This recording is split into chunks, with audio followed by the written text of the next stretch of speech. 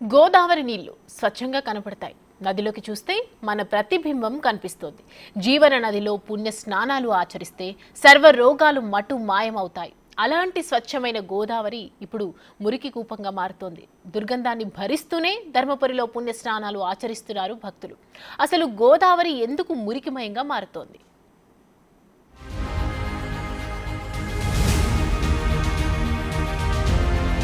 గోదావరి నదిలో స్నానం చేస్తే ఎన్నో జన్మల పుణ్యమని చెప్పి భావిస్తూ ఉంటారు. కానీ అలాంటి ధర్మపురిలో ఉన్న గోదావరి నదిలో స్నానాలు చేయాలంటేనే భక్తులు జంకుతున్నటువంటి పరిస్థితి కనబడుతుంది. అసలు ధర్మపురి గోదావరి నదిలో స్నానాలు చేయడానికి భక్తులు ఎందుకు జంకుతున్నారు? ఈ స్టోరీలో తెలుసుకునేటువంటి ప్రయత్నం చేద్దాం.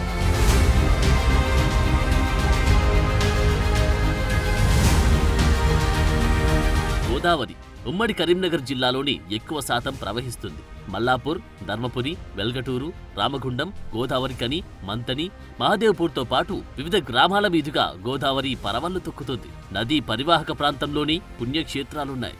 దాంతో నిత్యం ఎందరో భక్తులు ఆలయాలకు వస్తుంటారు. దర్శనం కంటే ముందు గోదావరిలో పుణ్యస్నానం ఆచరిస్తారు. అయితే మల్లాపూర్ నుంచి మొదలుకొని కాళేశ్వరం దాకా ఈ తంతు కొనసాగుతుంది. అలాంటి గోదావరి ఇప్పుడు కలుషితమవుతుంది.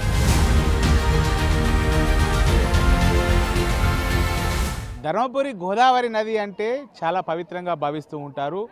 చాలామంది కూడా ఇక్కడికి వచ్చి పుణ్యస్థానాలు ఆచరిస్తూ ఉంటారు. కానీ ఇప్పుడు ఇదే గోదావరి నది లోపల ఇటు ఏదైతే ఎల్లంపల్లి ప్రాజెక్టు నిర్మాణం చేసిన తర్వాత బ్యాక్ వాటర్ అంతా కూడా నిలిచిపోవడం వల్ల చాలా అపరిశుభ్రంగా మారినటువంటి పరిస్థితి కనబడుతుంది.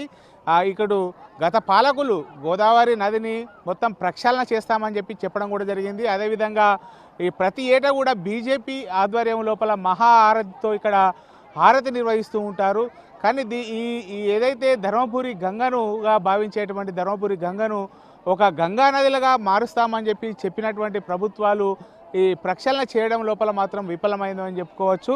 ఎక్కడ చూసినా కానీ ధర్మపురి నది లోపల ఎల్లంపల్లి బ్యాక్ వాటర్తో నీరు అధికంగా నిలిచిపోవడం వల్ల ఇక్కడ మొత్తం కూడా మురికి కూపంగా మారినటువంటి పరిస్థితి కనబడుతుంది. ఎక్కడి నుంచో వచ్చేటువంటి భక్తులు ధర్మపురి గోదావరి నదిలో స్నానాలు ఆచరిస్తే ఇటు పుణ్యం వస్తుందనేటువంటిది దేవుడెరుగు. ఇప్పుడు ఈ గోదావరి నది లోపల మునగాలంటేనే లేని రోగాలను కొని తెచ్చుకుంటున్నారని చెప్పి అభద్రతా భావంతో ఫీల్ అవుతున్నటువంటి పరిస్థితి కనబడుతుంది. ఇక్కడ మొత్తం కూడా గత ప్రభుత్వం గోదావరి నదిని ప్రక్షాళన చేయాలని చెప్పి ఇటు ధర్మపురి నుంచి వచ్చేటువంటి ఏదైతే మున్సిపాలిటీ నుంచి వచ్చేటువంటి డ్రైనేజీని ఇందులోపల కలవకుండా ఇటు దాదాపుగా 10 కోట్ల రూపాయలతో పనులు ప్రారంభించినా కానీ అందులోపల దాన్ని పూర్తి చేయడం లోపల మాత్రం అప్పటి మంత్రిగా ఉన్నటువంటి కొప్పుల ఈశ్వర్ అయితేనేది, అప్పటి ప్రభుత్వాలు అయితేనేది పూర్తిగా విఫలమైందని చెప్పుకోవచ్చు. ఇప్పుడు ఏదైతే ఈ గోదావరి నదిని ప్రక్షాళన చేయాలని చెప్పి అయితే ఇప్పుడు ఉన్నటువంటి ధర్మపురి ఎమ్మెల్యే ఇప్పటికే ప్రభుత్వానికి ప్రతిపాదనలు కూడా పంపినటువంటి పరిస్థితి కనబడుతుంది.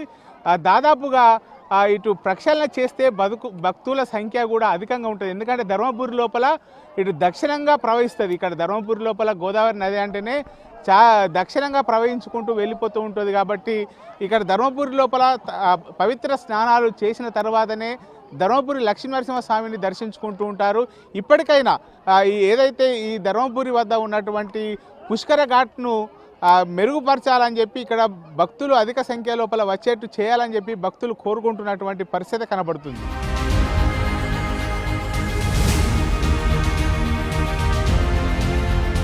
తాగునీటి అవసరాల కోసం కూడా గోదావరి నీటిని వాడుతున్నారు. కానీ ఈ నీరు తాగి అనారోగ్యం పాలవుతున్నారు. దాదాపుగా అన్ని ప్రాంతాల్లో గోదావరి తన స్వచ్ఛతను కోల్పోతుంది. ముఖ్యంగా ధర్మపురి లక్ష్మీ నరసింహస్వామి క్షేత్రాన్ని నిత్యం వేలాది మంది భక్తులు దర్శించుకునేందుకు వస్తున్నారు. వారంతో గోదావరిలో స్నానమాచరించిన తర్వాతే స్వామివారి దర్శనానికి వెళ్తారు. కానీ ధర్మపురి డ్రైనేజీ నీరంతా గోదావరిలో కలుస్తోంది. దాంతో దుర్వాసన వెదజల్లుతోంది. నది మొత్తం అపరిశుభ్రంగా మారింది.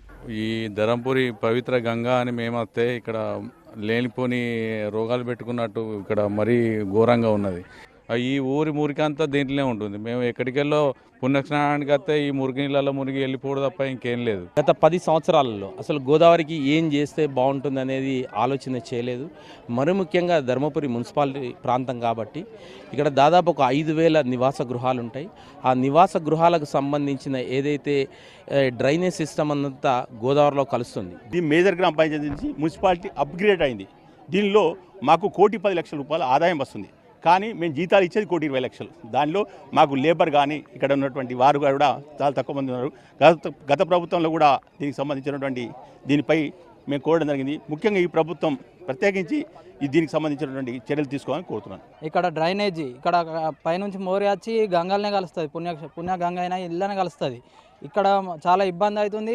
దాని ద్వారా మాకు రోగాలు కూడా వచ్చే అవకాశాలు ఉన్నాయి. డ్రైనేజీ నీరు పరిశ్రమల వ్యర్థాలు కలవడంతో మురికి నీరు ప్రవహిస్తుంది. కలుషిత నీటిని చూసి భక్తులు ఆందోళన వ్యక్తం చేస్తున్నారు. పైగా నదిలోని పందులు తిరుగుతున్నాయి. గోదావరి అంతా చెత్తా చెదారంతో నిండిపోయింది. ఎటు చూసినా ప్లాస్టిక్ వ్యర్థాలే కనిపిస్తున్నాయి. పైగా పక్కనే డంప్యార్డ్ ని ఏర్పాటు చేశారు. వ్యర్థాలను కాల్చేస్తూ ఉండడంతో అవన్నీ గోదావరిలోనే కలుస్తున్నాయి. ధర్మపురిలో గోదావరి పరిస్థితిని చూసి కొందరు భక్తులు స్నానం చేయకుండానే వెనుతిరుగుతున్నారు. ఇక్కడ పరిశుభ్రత లేకపోవడం, ఈ చెత్త వేయడం చూసి వాపసు వెళ్ళిపోతున్నారు. చాలా మంది స్నానం చేస్తున్నారు, కొంచెం వెళ్ళిపోతున్నారు. చేయాలంటే ఎలా ఉంటుంది, ఎలర్జీ వస్తుంది. పిల్లలకైనా ఏదైనా గినా బాగుంటలేదు, ఆరోగ్యం గినా బాగుండదు, ఏముండదు. చేయాలని భయపడతాము. ఇక్కడ హైదరాబాద్కి వచ్చామండి. ఇక్కడ గోదావరిలో స్నానం చేద్దామని చెప్పేసి ఇక్కడ వచ్చి చూస్తే వాతావరణం ఎలా ఉందంటే స్నానం కాదు కదా, నీళ్లు ముట్టుకునేంత దరిద్రంగా ఉంది. వాటర్ పట్టుకుందామంటే మొత్తం జిడ్డుగా మొత్తం ఆయిల్గా ఉంది. ఇక్కడ మొత్తం ఇక్కడ వాతావరణం ఇక్కడ ముందరికెళ్ళి చూస్తామంటే మొత్తం మురికి కాలువ మొత్తం ఇలా అటాచ్మెంట్ చేశారు. మరి ఇక్కడ గోదావరిలో స్నానం చేసుకుని స్వామి దర్శనం చేసుకుంటే మంచిది. కానీ ఇక్కడ వచ్చాం కానీ గోదావరిలో స్నానం చేద్దామంటే వాటర్ అసలు ఏం బాలేదు, మొత్తం పొల్యూట్ అయిపోయింది. పిల్లలకి చాలా ఇష్టం వాటర్లో ఆడాలంటే. మా పిల్లల్ని ఇప్పుడు దించాలంటే కూడా మాకు భయం వేస్తుంది, ఎందుకంటే చాలా పొల్యూట్ అయిపోయింది. ఒకప్పుడు ధర్మపురిలో డ్రైనేజీ నీటి కోసం పైప్ లైన్స్ వేశారు.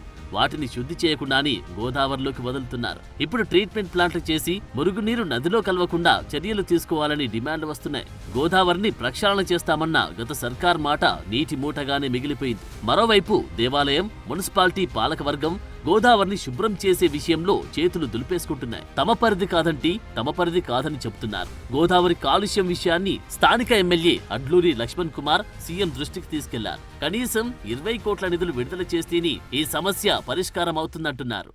ధర్మపురిలోని గోదావరి నదిని పరిరక్షించేది ఎవరు? దేవస్థానం పరిరక్షిస్తుందా, లేక ధర్మపురి లోపల ఉన్నటువంటి నగరపాలక సంస్థ పరిరక్షిస్తుందా? మా పరిధి కాదు అని చెప్పి ఇద్దరు కూడా చేతులెత్తిస్తున్నటువంటి పరిస్థితి. ఇప్పుడు గోదావరి నదిని పరిరక్షించేది నిజంగా ధర్మపురి లక్ష్మీనరసింహస్వామి అని చెప్పి అందరూ అనుకుంటున్నటువంటి పరిస్థితి కనబడుతుంది. కెమెరా పర్సన్ అంజితో శ్రీనివాస్, బిగ్ టీవీ, ధర్మపురి.